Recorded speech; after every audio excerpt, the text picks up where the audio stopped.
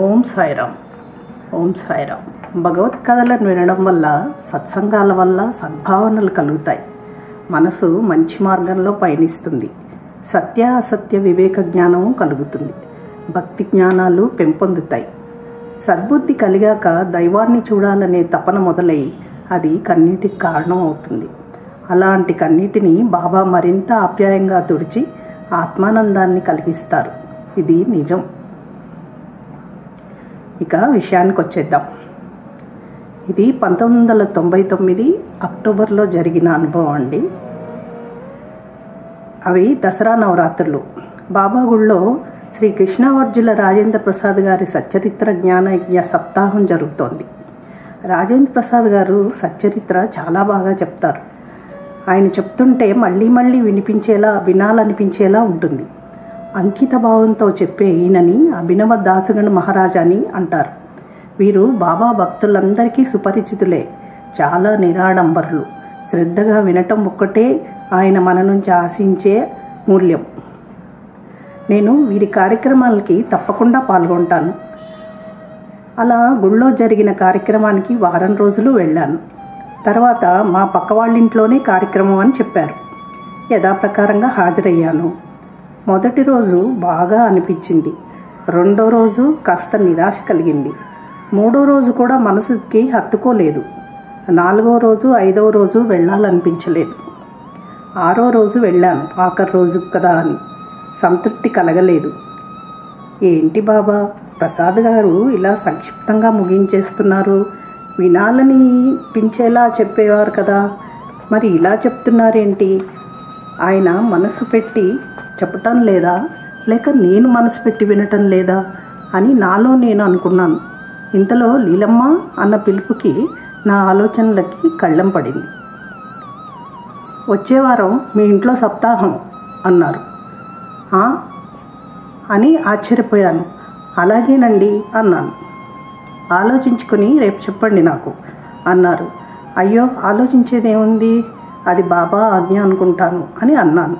కానీ నా మదిలో ఆలోచనలు తిరిగి కళ్ళని తెంచుకు పరిగెట్టాయి. ఏంటి, నేను మనసులో అనుకున్నది తెలిసినట్టుగా ఇలా సెలవిచ్చారు? నేను తప్పుగా ఆలోచిస్తున్నానా? అది సరిదిద్దడానికి నాకు ఈ అవకాశం ఇచ్చారా?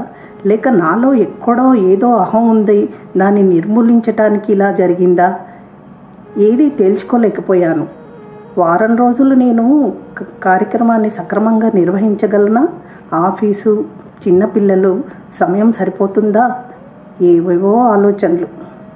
అయినా నిజానికి ప్రసాద్ గారు అలా చెప్పడానికి అక్కడ వాతావరణం కూడా కారణం కావచ్చు.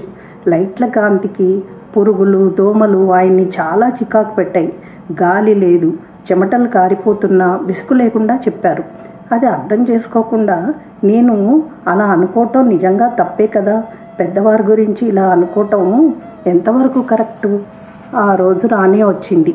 నా మనసు తెలియని శక్తిని నింపుకొని ఉత్సాహంతో ఉరకలేస్తోంది. ఎంతోమంది అపాయింట్మెంట్లు తీసుకుని నెలల తరబడి వేచి ఉండి సప్తాహాలు చేయించుకుంటారు ప్రసాద్ గారితో. అలాంటిది ఆయనంతటా ఆయనే మా ఇంట్లో జ్ఞానయజ్ఞ రూపంలో సచ్చరిత్ర సప్తాహం చేస్తాననటం బాబా ఇచ్చిన వరమే. దీనివల్ల ఏదో జరగబోతోంది.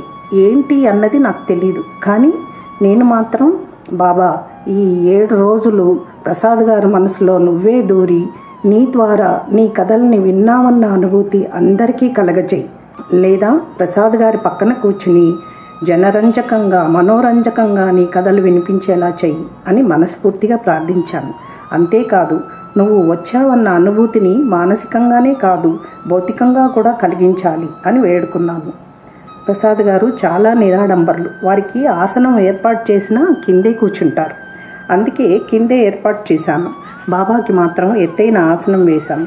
సాయి నామాన్ని ధ్వనింపచేస్తూ ఆ నామం ఇంటి చుట్టూ వ్యాపించి మనసుకి ఆహ్లాదం కలిగించేలా చేస్తూ నేను నామజపం చేస్తున్నాను. సాయంత్రం 6 గంటలకే ప్రసాద్ గారు వచ్చారు.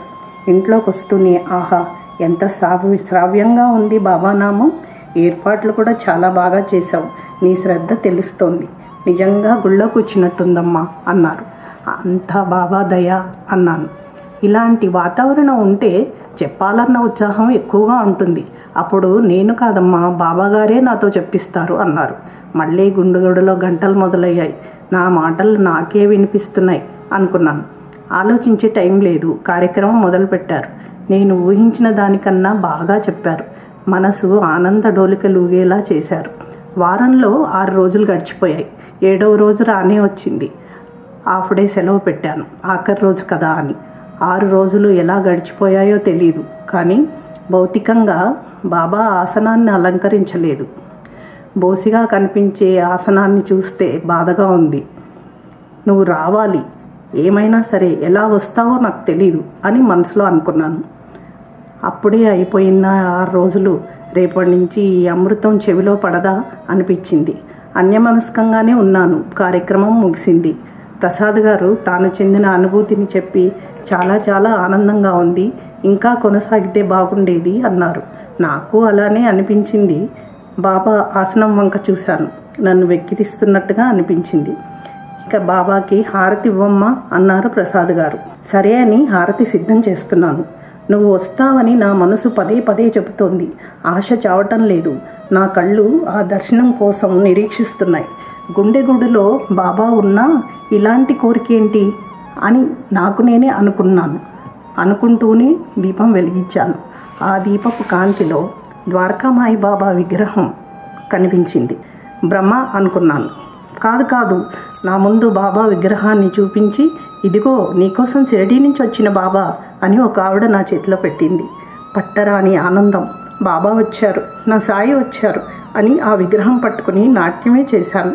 అంతులేని ఆనందంతో కళ్ళు తడిపారాయి. మనసు పులకరించింది. బాబాకి వేసిన ఆసనంలో ఆయన్ని కూర్చోబెట్టి, నీకు నీ విగ్రహానికి తేడా లేదు అని నైవేద్యం పెట్టి హారతిచ్చి కార్యక్రమం ముగింపచేశాం. రాజేంద్ర ప్రసాద్ గారికి ఏమీ అర్థం కాలేదు. వెళ్ళిపోయే ముందు అడిగారు, ఏంటమ్మా, ఏం జరిగింది? ఎందుకలా అన్యమనస్కంగా ఉన్నావు? నీ కళ్ళల్లో నీళ్లు కారటం నేను చూశాను, ఏమైంది అని అడిగారు. అప్పుడు జరిగింది చెప్పాను. ఆయన చాలా ఎమోషనల్ అయిపోయారు. నన్ను బాబా మీ వల్ల 2 రకాలుగా సంస్కరించారు అన్నాను. ప్రసాద్ గారు చాలా సంతోషపడి నన్ను మరీ ఆశీర్వదించి వెళ్ళలేక వెళ్ళారు. నా తండ్రి పరమానుగ్రహం ఇలా ద్వారకామాయి విగ్రహ రూపంలో లభించింది. మనసంతా ప్రశాంతత ఆవరించుకుంది. ఇంతకన్నా ఏం కావాలి? సాయినాథుని కరుణాప్రాప్తి కొత్త కాదు. షిరిడీలో తొలిసారి అడుగుపెట్టింది మొదలు ఇప్పటి వరకు ఎన్నోసార్లు పులకాంకిత క్షణాలని అనుభవించేశారు. ఆయన దయామృతాన్ని ఆస్వాదిస్తూనే ఉన్నాను. అదేం చిత్రమో కానీ ఎన్ని అనుభూతుల్ని పొందినా ఇంకా పొందాల్సింది ఏదో ఉందని అనిపిస్తుంది. చూద్దాం అదేంటో. శ్రద్ధ సబూరి అన్నారుగా బాబా, వేచి ఉంటా ఆ ఆత్మానందం కోసం. జై సాయిరామ్. మోహనవాణి తెలుగు పోడ్కాస్ట్ ఛానల్ని లైక్, షేర్, సబ్స్క్రైబ్ చేయండి. ప్రక్కనున్న గంటను మ్రోగించండి.